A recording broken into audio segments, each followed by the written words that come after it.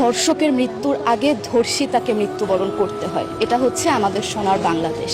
একজন ধর্ষকের জীবনের মূল্যটা এত বেশি যে তাকে ফাঁসির মঞ্চে দাঁড় করা যাবে না।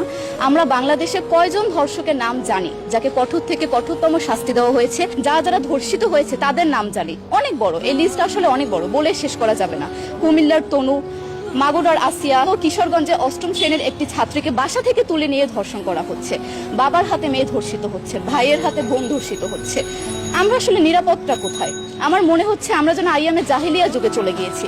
মাঝে মধ্যে মনে হয় এর থেকেও খারাপ সময় আছি আমরা, কারণ ওই যুগে মেয়েরা অ্যাটলিস্ট সম্মান নিয়ে মৃত্যুবরণ করতে পারত। জন্মের পরপর জ্যান্ত মাটিতে পুঁতে দেওয়া হতো, আর আমাদের ধর্ষণ করে নির্মমভাবে তারপর মৃত্যুবরণ করতে হচ্ছে।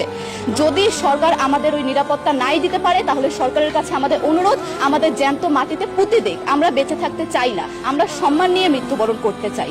আমরা এই দেশে থাকতে চাই না যে এই দেশে আমাদের কোনো নিরাপত্তা নেই, যে এই দেশে রাস্তা দিয়ে হাঁটলে আমাদের মধ্যে একটা আতঙ্ক কাজ করে, কখন কিনা কি হয়ে যায়। আমরা কি দোষ করেছি?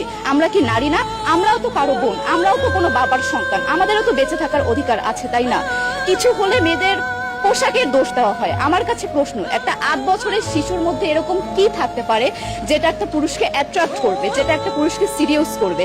সেরকম হলে আসলে ধর্ষণ করা হতো সবসময় প্রাপ্তবয়স্ক মহিলাকে। কিন্তু আমরা আসলে পরিসংখ্যান গবেষণা করলে দেখতে পারি যে ধর্ষক সবচেয়ে বেশি করা হচ্ছে শিশুদেরকে, কিশোরীদের সবচেয়ে বেশি ধর্ষণ করা হচ্ছে। দৃষ্টিভঙ্গি পরিবর্তন করুন, চিন্তা ভাবনা পরিবর্তন করুন, ধর্ষকদের আইনের আওতায় আনুন, আমাদের হাতে তুলে দেন। আমরা নিজেদের হাতে শাস্তি দিয়ে দিতে পারবো, এই সাহস আমাদের মধ্যে আছে। বেঁচে থাকার জন্য আমাদের যতটা কঠিন হতে হবে, আমরা কঠিন হওয়ার জন্য প্রস্তুত আছি। আমরা ফাঁসি চাই, ধর্ষকদের কঠোর থেকে কঠোরতম শাস্তি চাই।